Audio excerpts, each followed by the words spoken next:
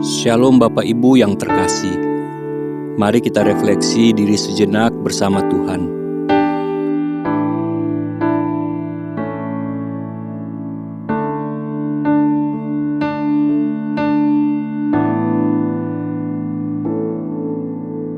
Kasih pasti lemah lembut, kasih pasti memaafkan, kasih pasti murah hati, kasih-Mu Tuhan. Kasih pasti lemah lembut,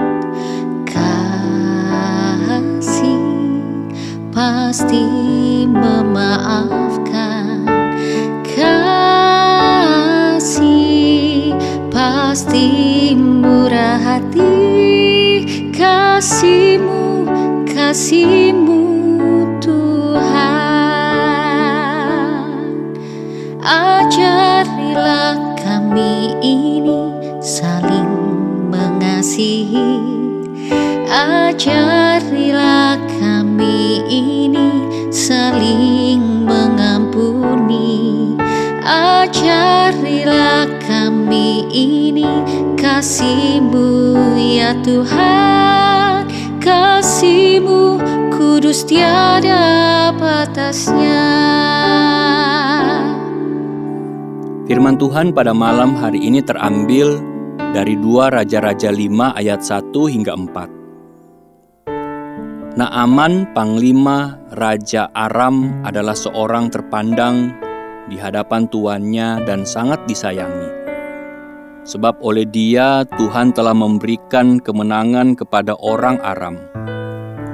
Tetapi orang itu seorang pahlawan tentara, sakit kusta. Orang Aram pernah keluar bergerombolan dan membawa tertawan seorang anak perempuan dari negeri Israel. Ia menjadi pelayan pada istri Naaman. Berkatalah gadis itu kepada nyonyanya, "Sekiranya tuanku menghadap nabi yang di Samaria itu, maka tentulah nabi itu akan menyembuhkan dia dari penyakitnya." Lalu pergilah Naaman memberitahukan kepada tuannya, katanya, "Beginilah dikatakan oleh gadis yang dari negeri Israel itu."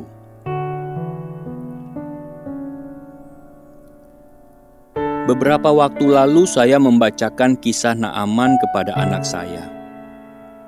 Sebuah cerita yang sederhana, tetapi ketika sampai pada bagian tentang seorang anak perempuan Israel yang menjadi tawanan, saya sangat tersentuh.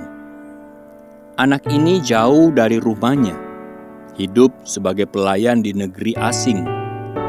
Kemungkinan besar akibat serangan tentara Aram, tentara dari tuannya sendiri. Ia kehilangan banyak hal, keluarga, tanah air, dan mungkin rasa aman. Namun yang mengejutkan saya adalah respons hatinya. Di tengah situasi itu, ia justru berkata kepada nyonyanya bahwa Nabi Elisa dapat menyembuhkan Naaman dari penyakit kustanya. Ia tidak menyimpan kebencian atas tuannya. Ia tidak berkata, penyakit ini adalah balasan yang pantas. Ia tidak memilih diam. Sebaliknya, ia membuka jalan bagi kesembuhan tuannya. Anak kecil ini yang secara manusia punya alasan untuk menyimpan luka, justru menjadi saluran anugerah Tuhan bagi orang yang mungkin terlibat dalam penderitaannya. Renungan ini sangat menegur saya dan kiranya kita juga diberkati. Betapa seringnya kita sulit berbuat baik kepada orang yang melukai kita atau kepada mereka yang tidak memperlakukan kita dengan adil. Namun anak perempuan Israel ini menunjukkan bahwa kasih tidak bergantung pada keadaan. Anak ini memilih untuk tetap mengasihi dan menjadi alat Tuhan.